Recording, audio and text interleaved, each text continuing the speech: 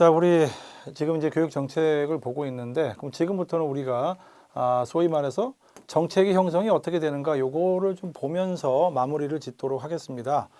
자, 교육 정책 형성의 이론 모형인데, 이거는 이제 교육 정책만 얘기하는 게 아니라 일반적인 정책 형성을 다 이야기합니다. 교육 정책에도 대부분 다 같이 보고 있죠, 보면은. 자, 정책 형성의 이론 모형이 이제 몇 가지가 있는데, 여기에서는 물론 내용들을 이제 크게 한 네 가지 정도, 다섯 가지 정도만 나눴네요. 자, 정책 형성의 이론 모임 보면 의사결정을 보는 관점에 따라서 달라집니다. 그래서 아까 전에 말씀드렸듯이 의사결정에도 모형이 있는데 그 모형하고 상당히 유사합니다. 그래서 의사결정을 보는 네 가지 관점하고 정책 형성하고 거의 같이 가고 있다. 이렇게 보시면 돼요. 여러분들 이제 여기에서 보시면 이런 거죠. 가장 먼저 나오는 게 항상 합리적 관점이 가장 많이 나와요. 합리적 관점. 합리적이다라고 하는 거는 즉 이성에 부합한다는 거죠. 합리라는 것 자체가 이성에 부합한다는 뜻이에요. 이성의 부합. 이성의 부합이라는 거는 우리 인간에 대한 신뢰를 높이 사는 거예요. 우리 인간은 이성을 가지고 있죠. 다른 동물하고 달리 인간은 이성을 가지고 있다는 거죠. 이성을. 그래서 이 이성에 대한 신뢰가 굉장히 높습니다. 특히 한 사람보다는 두 사람보다는 세 사람이 같이 이야기하고 민주적이죠. 거기에서 나온 안이 훨씬 좋은 안이다라고 하는 어떤 그 밑바탕에 흐르는 신뢰가 있어요. 그게 합리적 관점이에요. 그래서 예전에 우리 물론 이제 서양의 어떤 그 교육사를 쭉 보시면 알겠지만은 고대 그리스의 어떤 그 이상이 있었잖아요.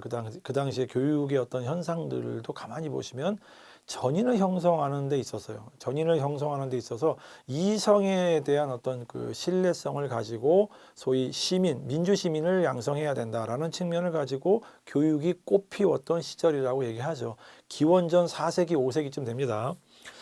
자, 그러던 것이 이제 물론 시대가 쭉 이제 흘러가죠. 그래서 그 소위 자유교육이다라고 하는 그 이상이 그 이후에 중세 1000년간이나 잘 버텨옵니다. 죽지 않습니다. 쭉 버텨오고 나다가 14세기 말에서 소위 이제 다시 신 중심에서 다시 인간을 생각하는 르네상스로 다시 복고 움직임이 나타나죠. 그래서 14세기 말부터 시작을 해서 15, 16세기에 걸쳐서 인문주의가 꽃을 피우게 됩니다. 자, 인문주의가 꽃을 피우다가 또 종교개혁이 이루어지고 또 소위 말해서 그 이후에 또 이 실학주의 사상이 되면서 점점 인간에 대한 어떤 그 믿음이 점점 굳어지게 되는 거죠. 그러다가 18세기 계몽주의에 대해서는 인간의 이성을 굉장히 신뢰를 하게 됩니다. 물론 인간의 이성을 통해서 나온 판단이 모두 다 올바다라고 보기는 어렵죠. 그래서 이 계몽주의에 대한 어떤 그 측면에서 봤을 때는 인간의 이성을 절대적으로 신뢰하지만 방법적인 면에서 인간의 어떤 그 이성의 어떤 합리성 이거를 깨우쳐 주기 위해서는 자연주의적 방법을 동원하다라고 해서 18세기엔 또 자연주의적인 어떤 그 교육 사상이 또 나름 굉장히 확대를 하죠. 힘을 얻고.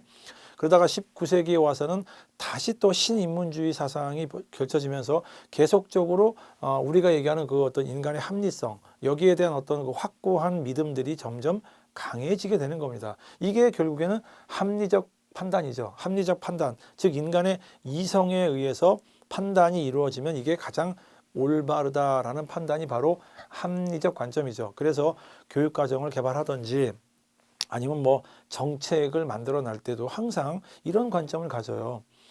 교육과정을 개발하잖아요. 교육과정을 개발할 때도 내지는 교육과정이 실행이 되잖아요. 학교에서. 실행이 될 때도 사실은 합리적 관점을 가지고 본다면 그래, 잘 만들어진 교육과정을 학교에서 잘 실현할 수 있게끔 되면 즉 교사가 이 교육과정을 잘 적용을 해서 학생들에게 이 교육과정대로만 하면 우리가 원하는 인간상이 만들어지지 않을까라고 보는 관점이 합리적 판단으로서의 의사결정이다라고 볼 수 있는 거죠. 자, 그럼 이런 관점을 가지고 있습니다. 누구나.